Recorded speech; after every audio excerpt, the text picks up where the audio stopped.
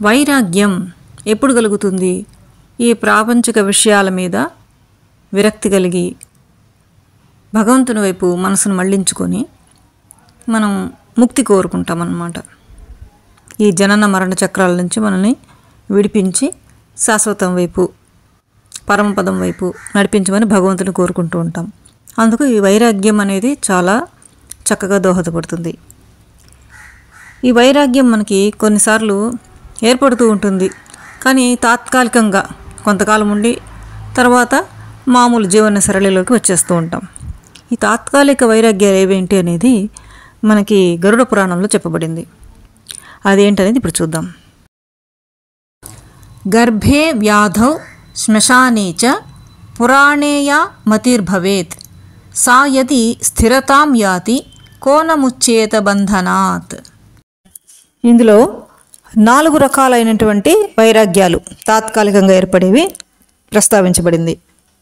ఈ వైరాగ్యాలు తాత్కాలికంగా ఉండకుండా ఈ భావనలను మనం దృఢంగా ఉంచుకొని జీవనం సాగించినప్పుడు జీవునికి మోక్షము ఎందుకు లభించదు అని అర్థం.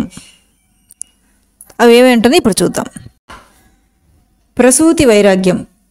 తల్లి గర్భంలో ఉన్నప్పుడు ఆత్మ తాను తిరిగి జన్మ ఎత్తవలసి వచ్చిందని ఎంతో బాధపడుతూ విరక్తితో మళ్ళీ జన్మనెత్తవలసి వచ్చే విధంగా జీవించరాదు, ఇదే ఆఖరి జన్మ కావాలి అని భావిస్తూ ఉంటుందట. కానీ జన్మించిన తరువాత ప్రకృతి మాయలో పడి మళ్ళీ జన్మలెత్తే విధంగానే నడుచుకుంటూ ఉంటుంది. దీనిని ప్రసూతి వైరాగ్యం అంటారు. తాత్కాలికంగా ఏర్పడింది, కానీ తను జన్మనెత్తేసరికి అన్నీ మర్చిపోయింది. ఇంకో విధంగా ఎలా చెప్తారంటే, తల్లి బిడ్డకు జన్మనిచ్చేటప్పుడు అత్యంత బాధను అనుభవిస్తూ దుఃఖంతో ఉంటూ మరోసారి వద్దనే వద్దు అని ప్రసూతి వైరాగ్యాన్ని పొందుతుందట.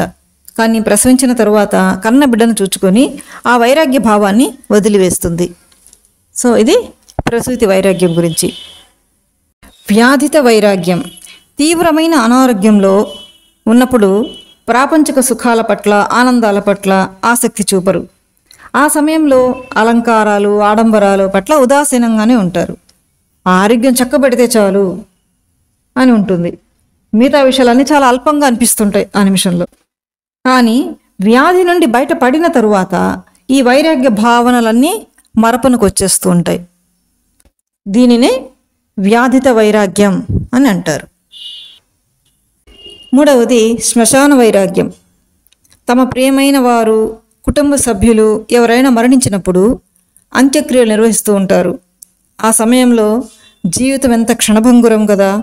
వ్యక్తులు చనిపోవునప్పుడు తమ వెంట ఏమీ తీసుకువెళ్ళలేరు కదా. తమ ఉనికిని ఇంతకాలం తెలుపుతూ వచ్చిన తన శరీరాన్ని కూడా విడిచి వెళతారు కదా అనే వైరాగ్యం, భావనలు మనకి కలుగుతూ ఉంటాయి.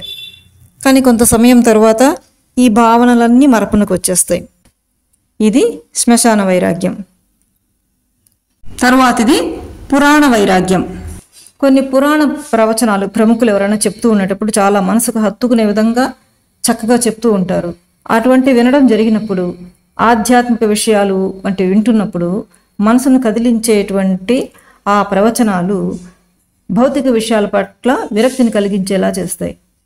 ఆ క్షణంలో ఆధ్యాత్మిక చింతనను మనసు కోరుకుంటుంది. కానీ కొంతకాలమునకు ఈ వైరాగ్య భావనలు మరిచి మళ్ళీ మామూలుగా ప్రాపంచిక విషయాల్లో పడిపోతూ ఉంటారు. ఇది పురాణ వైరాగ్యం. కనుక మనకి ఏర్పడేటువంటి ఈ తాత్కాలిక వైరాగ్యాలను మనం అలాగే వదిలివేయకుండా దృఢపరచుకొని ముందుకు తీసుకువెళ్ళగలిగితే మోక్షం అనేది తప్పక సిద్ధించగలదు అని భావం. ఈ వీడియో మీకు నచ్చినట్లయితే లైక్ చేయండి, షేర్ చేయండి. మరిన్ని అప్డేట్స్ కొరకు సబ్స్క్రైబ్ చేసుకోండి. వీక్షకులకు ధన్యవాదములు. శ్రీరామ జయం.